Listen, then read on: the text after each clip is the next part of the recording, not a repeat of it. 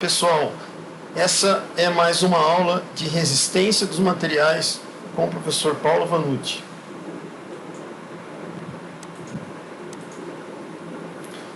Essa será a aula de número 6A. Nós vamos estar falando hoje sobre torção. A referência bibliográfica que nós vamos seguir é do livro de Resistência dos Materiais, da 5ª edição do livro do autor chamado Hibbeler. Então nós vamos começar falando sobre torção. Aqui nós temos um exemplo de atuação de esforços de torção desenvolvido num eixo de acionamento de um ventilador de condensação em uma indústria. Então está aqui o eixo do ventilador. Conforme ele gira, né, nós temos aí várias forças agindo nas hélices, nas pás do ventilador, e isso vai gerar uma torção ao longo do eixo do ventilador, ok? Então isso é um exemplo de aplicação de torção no cotidiano da indústria, por exemplo. Ok, então vamos continuar. Nós vamos começar falando aqui por deformação, por torção de um eixo circular. Então nós vamos começar avaliando um eixo circular como esses que estão aparecendo na figura para a gente. Antes nós vamos definir o que é torque. Então torque para a gente nada mais é do que o momento que tende a torcer o membro, no caso aqui um eixo, ao longo do seu eixo longitudinal. Então aqui nós temos um eixo longitudinal e nós vamos supor que esse eixo, que geralmente eixos são bastante utilizados em veículos, né, nos automóveis, por exemplo, que vinculam as rodas dos veículos, ou mesmo em maquinaria, por exemplo, em tornos.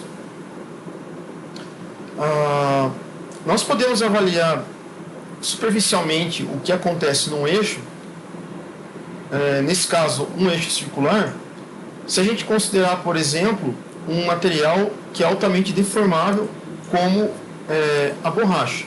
Então, supondo que esse eixo seja de borracha, e antes da deformação, nós façamos vários traços, conforme a gente está vendo aqui, ó, traços ao longo do eixo e traços circulares.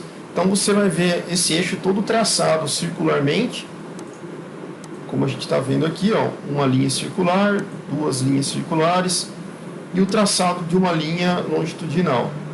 Então várias linhas longitudinais.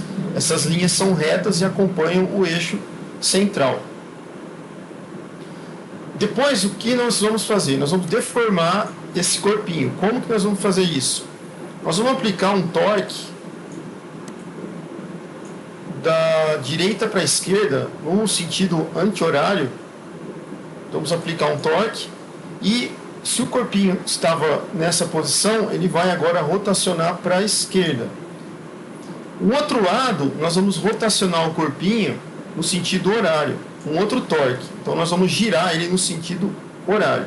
O que vai acontecer com as curvas que a gente desenhou no objeto? Com elas não vão acontecer nada, elas vão continuar curvas. Mas você percebe que a linha que estava nesse ponto aqui, por exemplo, ó, ela estava retilínea daqui até o final, agora ela vai se torcer. Então você vai verificar aqui que a linha ela vai estar para baixo, ela vai estar torcida. Então essas retas longitudinais elas vão ficar torcidas devido à presença do torque na superfície 1 e na superfície 2. Ok? Então superficialmente a gente pode verificar que o torque ele já modifica pelo menos a superfície desse cilindro, desse eixo que nós colocamos o material como borracha. Então, a partir dessas observações que nós fizemos, a gente consegue inferir que o ângulo de rotação feito da direita para a esquerda, no sentido anti-horário, se esse ângulo de rotação ele for pequeno, não for muito grande, tá? Se ele for muito grande, essa distorção vai ser grande. Então, se ele for pequeno, nós vamos perceber que o comprimento do seu eixo, o comprimento do eixo aqui, ele praticamente permanece inalterado. Ele altera um pouco, mas praticamente fica inalterado. E o raio também permanece inalterado.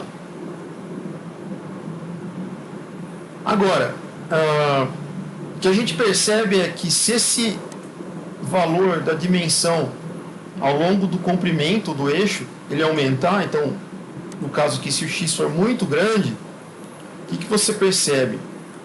Se eu dou uma pequena torção aqui e eu seguir, por exemplo, se eu pegar, por exemplo, fiz a torção no meu eixo, apliquei o torque aqui, o eixo girou. Então, se eu pegar bem no comecinho do eixo aqui, na origem, né, eu vou ver que eu tenho uma pequena torção. Se eu for mais ou menos para o final do eixo, olha o quanto a torção foi importante.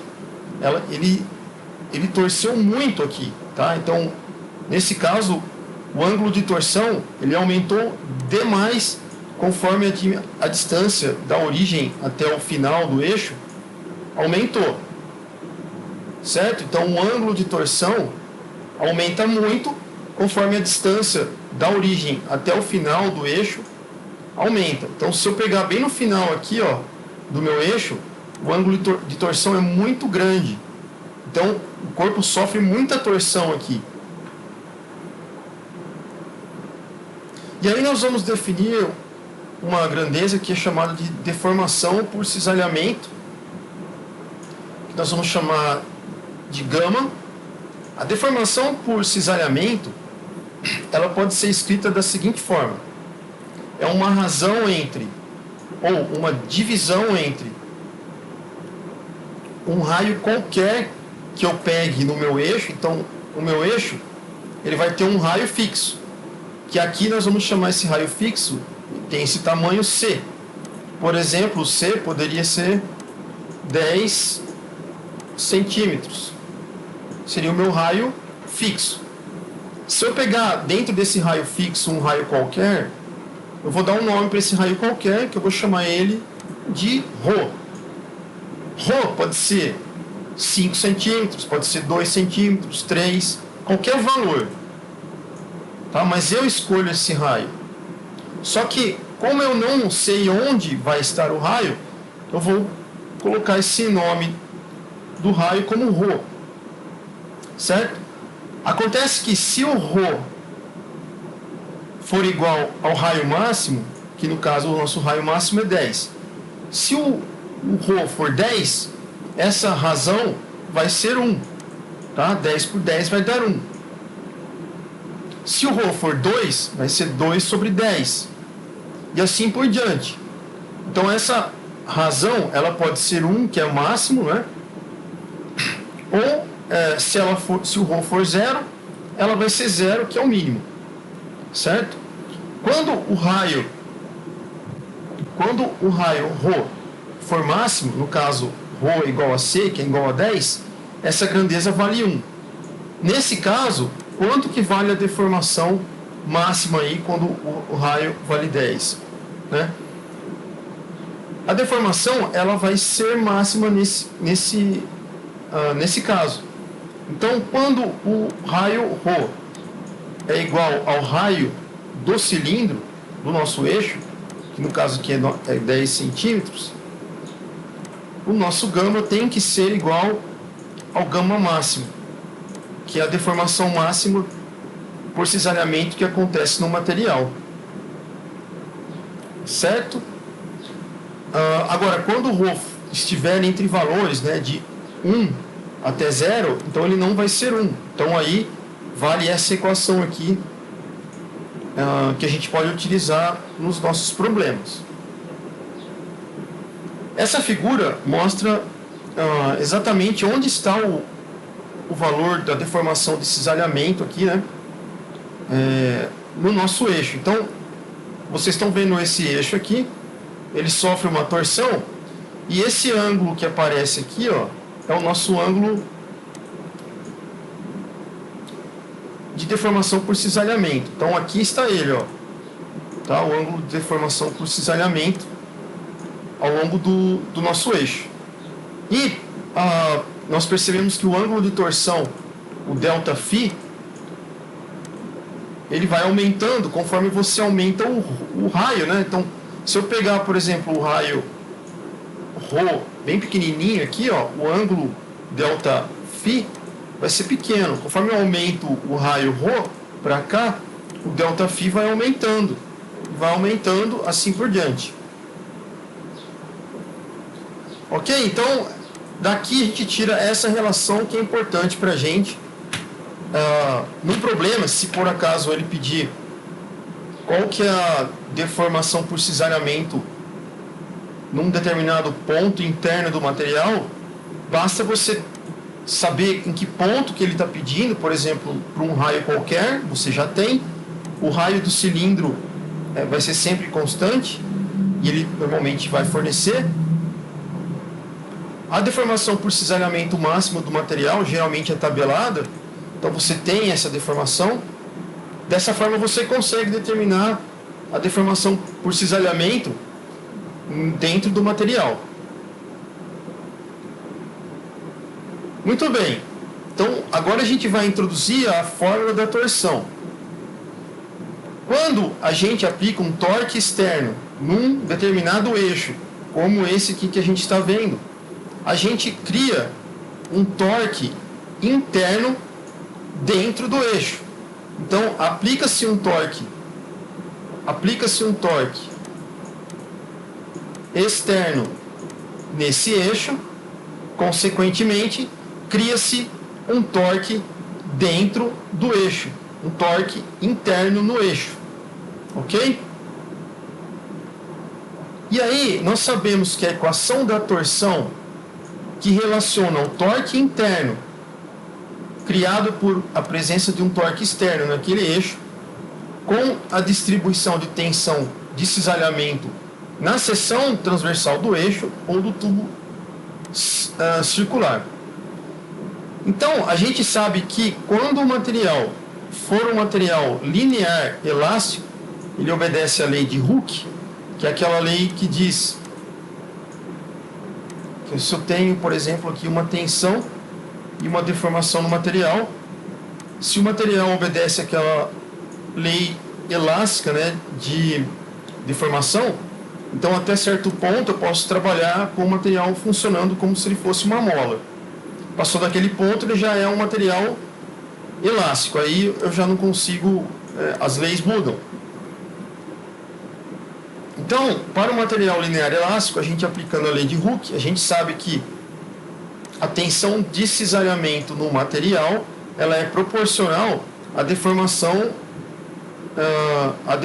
por cisalhamento do material, certo? Então, se eu tenho, por exemplo, as condições de achar essa deformação por cisalhamento, eu consigo, multiplicando pelo módulo de rigidez do material, esse valor é tabelado, depende do material, do eixo que eu estou trabalhando, eu tenho a tensão de cisalhamento consequentemente, tendo essas duas grandezas aqui.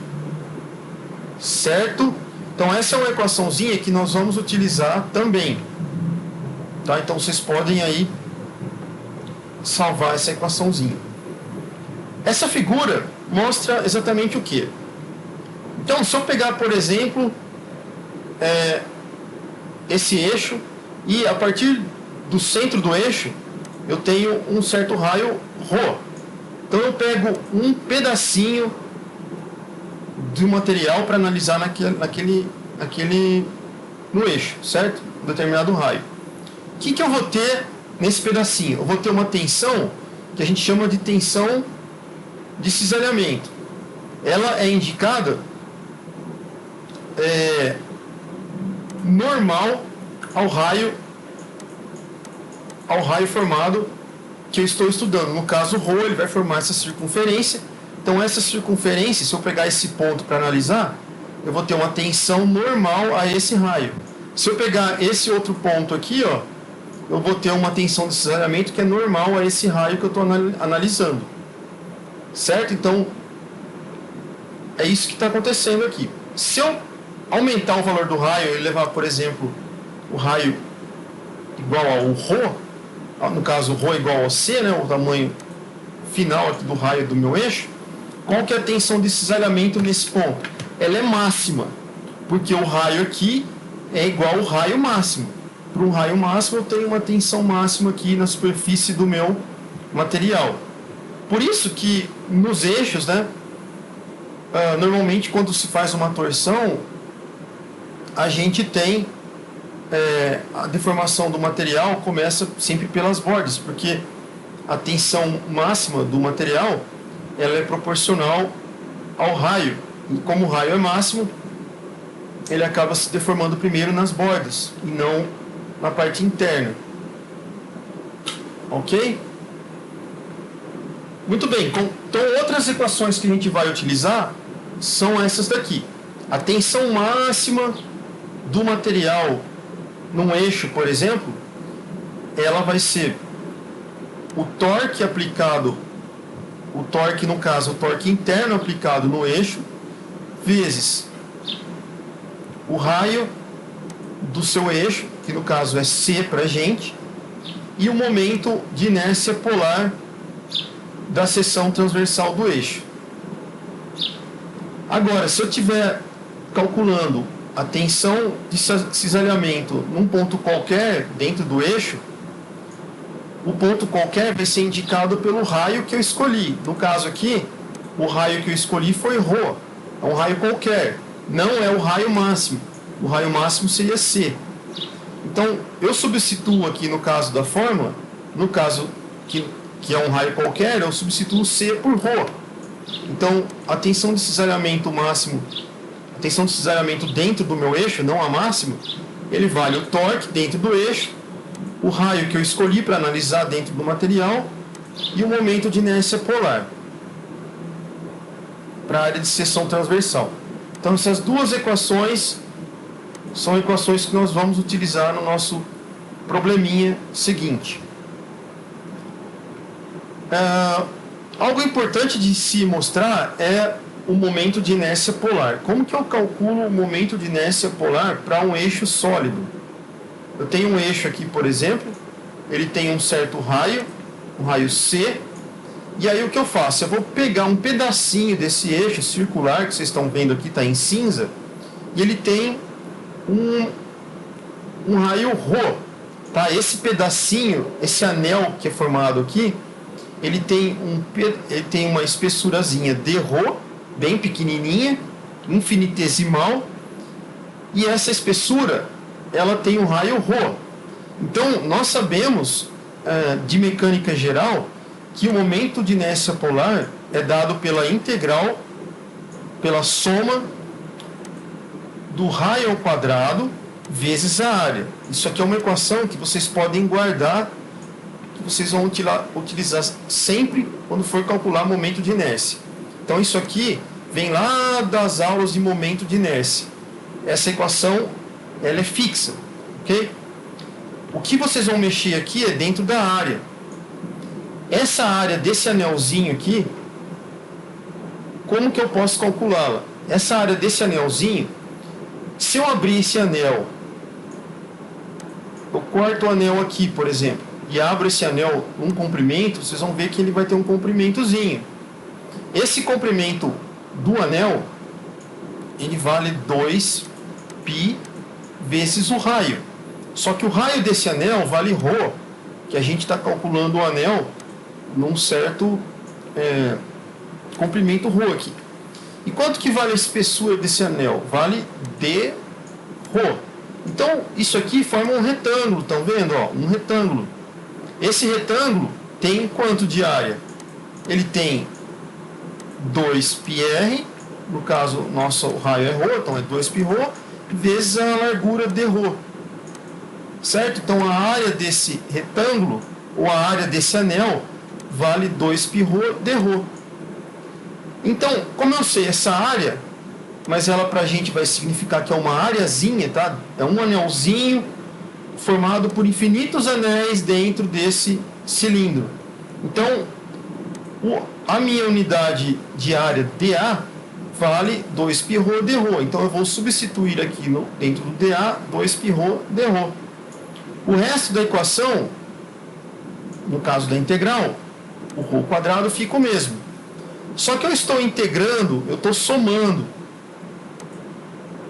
as areazinhas de 0, que é o centro do eixo, até a borda.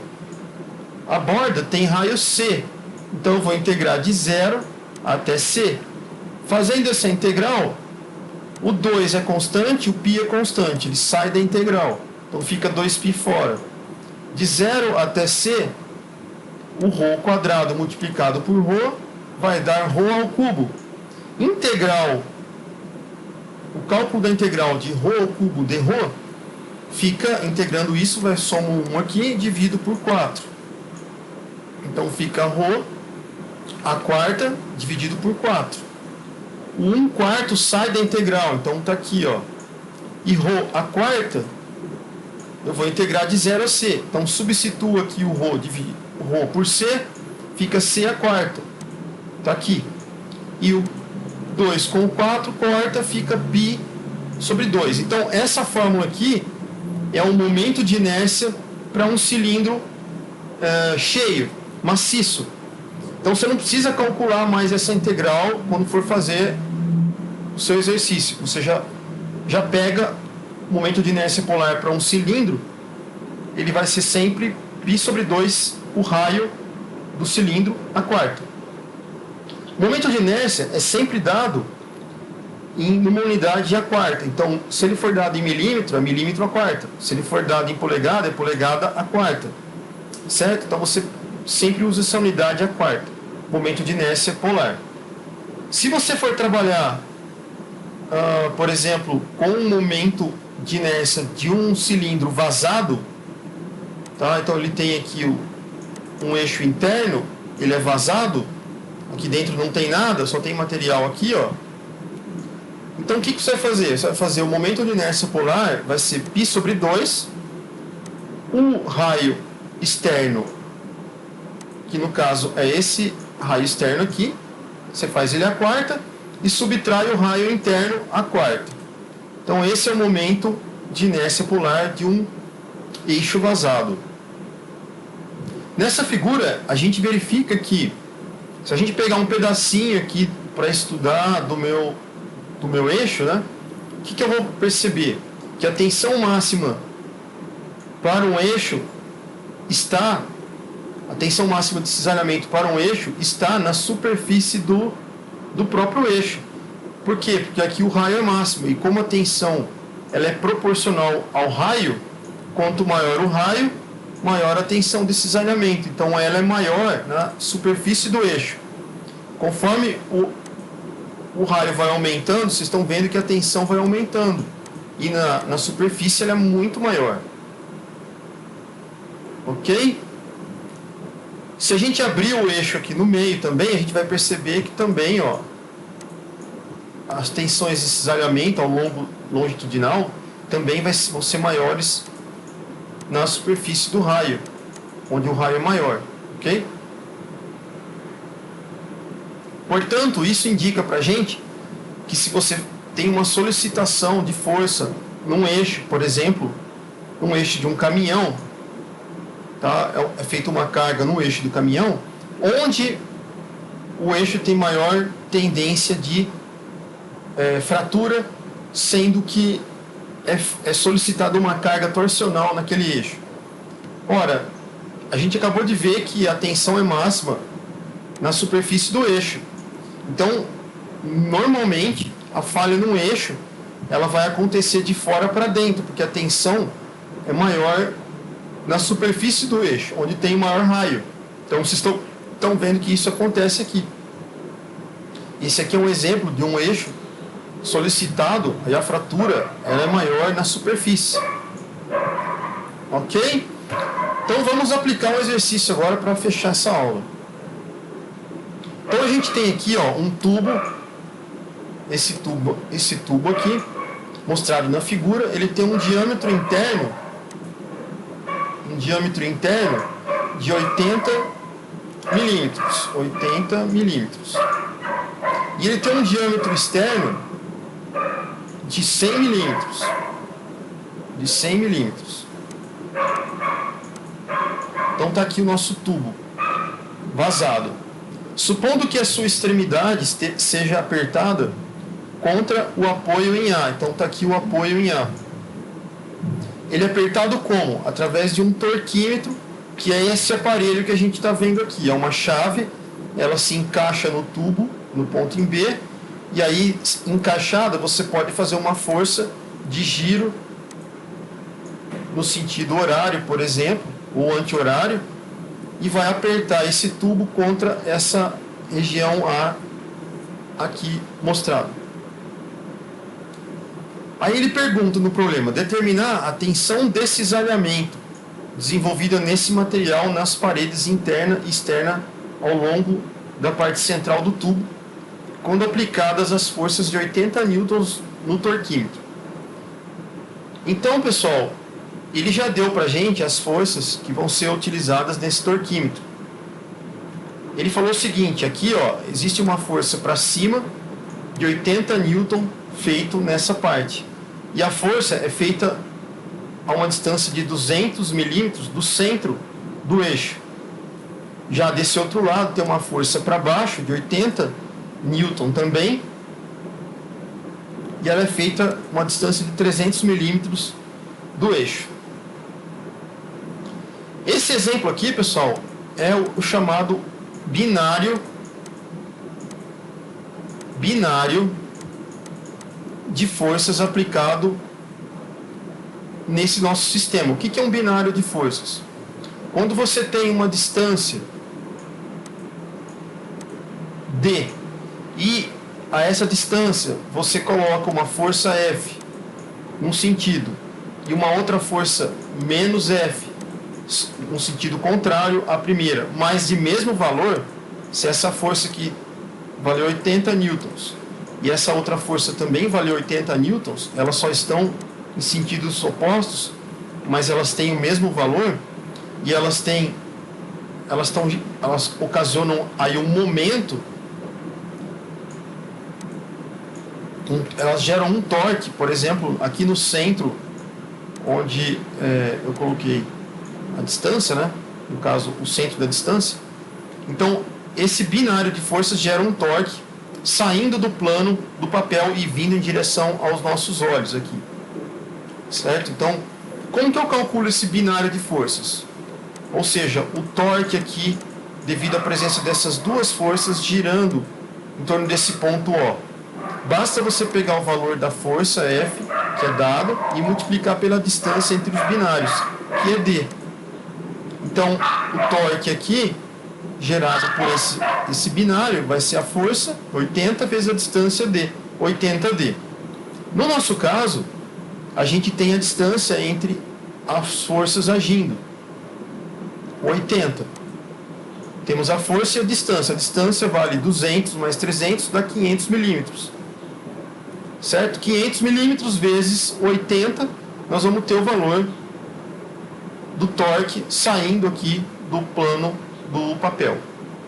Ok? Então vamos aplicar isso aqui, escrever a parte matemática. Ou eu posso utilizar essa equação de binário, que é mais simples, né? Você só pega o valor de uma das forças aqui e multiplica pela distância, não esquecendo de mudar aqui de milímetro para metro, tá? Então vai ser 0,200 metros mais 0,300 metros. Então vai dar 0,500 metros. Tá? Vezes 80 vai dar 40 Nm. Então eu posso utilizar o binário para calcular o torque aqui, ou eu posso fazer da seguinte forma. O nosso eixo que está sendo solicitado e está sendo feito um momento um torque sobre ele, esse eixo Y, ele não vai sair do lugar, ele está fixo. Então, se eu fizer uma soma de momentos sobre esse eixo, o momento tem que ser zero, porque o eixo não vai sair do lugar. Ok? Só que eu tenho uma força de 80 feita no sentido horário, e essa força está a uma distância de 200 milímetros desse eixo. Então, eu tenho 80 vezes 0,2. Então, eu tenho um momento girando ele para a direita. E eu também tenho aqui um outro momento, no sentido horário também, de 80 vezes 300. Está aqui, ó, é um outro momento que atua em relação ao eixo Y. Só que nós temos, conforme isso gira no sentido horário, certo? Se eu utilizar a regra da mão direita, aqui, tá, o que nós temos? Nós temos o seguinte.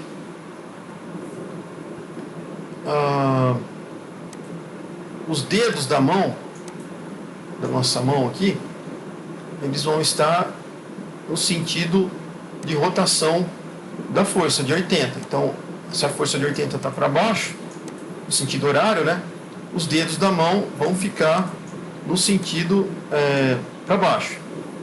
E aí o nosso polegar vai estar em direção entrando no papel, certo? Então, nesse caso aqui, o torque externo, o torque, nesse caso, no eixo, ele estaria entrando no papel. Como o corpo tem que estar em equilíbrio, então nós temos que ter um torque contrário para que anule esse torque, para que ele fique em equilíbrio. Então, esse torque aqui, que é o torque externo, tá? Ele vai ter que ser contrário ao torque gerado por esse momento. Então, nesse caso, o torque né, ele vai ser indicado aqui ao contrário ao longo desse eixo para manter em equilíbrio esse sistema.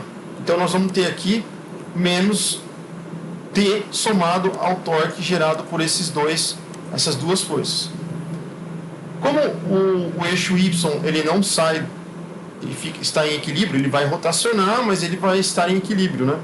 Então nós vamos ter que somar todos esses torques aqui, ele vai ter que ser igual a zero, certo? Então essa é a nossa equação. Então somando esse torque, eu vou ter que o torque final aplicado nesse eixo vai ser de 40 Newton vezes metro. Aqui você faz utilizando a soma dos momentos em relação ao Y seja zero, né? Mas se você fizesse pelo binário, bastava você pegar o valor de 80 e multiplicar por 0,5, que daria 40, daria da mesma forma. Agora nós vamos analisar o momento de inércia polar. Tá? Como esse aqui é um tubo vazado, então nós temos que usar essa equação aqui. Ele tem um raio externo e um raio interno. Então, se eu pegar o momento polar, ele vai ser π, o raio externo vai ser 0,05, né, o raio externo do nosso tubo. Ele vai ser 100 dividido por 2, então vai ser 50 milímetros, vai ser 0,05 a quarta. E o raio interno, 80 dividido por 2, 0,04 a quarta. Dividido por 2, que é a equação do momento de inércia polar. Fazendo essa conta, então nós vamos chegar que o momento de inércia polar é 5,8 vezes 10 a menos 6 metros a quarta. Beleza? Então temos o momento de inércia polar. Temos o momento de inércia polar. E agora o que está faltando? Bom, nós precisamos encontrar a tensão de cisalhamento no tubo. Certo? Nós vamos encontrar a tensão de cisalhamento para um raio máximo, que no caso é a superfície do tubo, que vai fornecer a tensão de cisalhamento máximo. Temos o momento de inércia polar, que a gente já calculou aqui, e nós temos o torque, que é feito no tubo. O torque, a gente já calculou que vale 40 Newton vezes metro. O raio máximo do tubo é de 0,05 metros. O momento de inércia polar, 5,8 vezes 10 a menos 6. Fazendo essas contas, nós vamos chegar que o torque máximo ele vale 0,3 344 vezes 10 a sexta Pascal, ou 0,344 megapascal. Essa é a tensão de cisalhamento máxima, bem aqui na borda do tubo. Então está aqui, ó, a borda do tubo. Isso equivale à tensão de cisalhamento aqui. Agora, quanto vale na superfície interna do tubo? Na superfície interna do tubo, o raio se alterou. Quanto vale o raio na superfície interna do tubo? O raio na superfície interna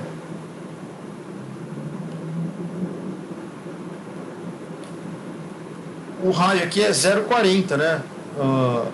0,40 milímetros. 0,40 milímetros. Então a gente vai multiplicar aqui, ó. O raio interno vale 0,04 metros. Fazendo essas contas, o torque no tubo não se modifica, tá? Ele fica 40 mesmo. Multiplicando, dividindo aqui, multiplicando, nós vamos chegar que a tensão de cisalhamento na superfície interna do tubo, nesse ponto, vale 0,276 megapascal. Então, a pergunta que eu faço, onde a tensão é máxima nesse tubo, devido à presença desse torque? A tensão é máxima na superfície do tubo, certo? Então, é onde a tensão ocorre de maneira máxima, onde é mais solicitada. Onde é menos solicitado no tubo a tensão? Na parte interna do tubo, que é 0,276 megapascal. Ok? Então, esse era o probleminha que a gente ia resolver. E a gente finaliza por aqui. Ok, pessoal? Então, bons estudos a todos. Até a próxima aula.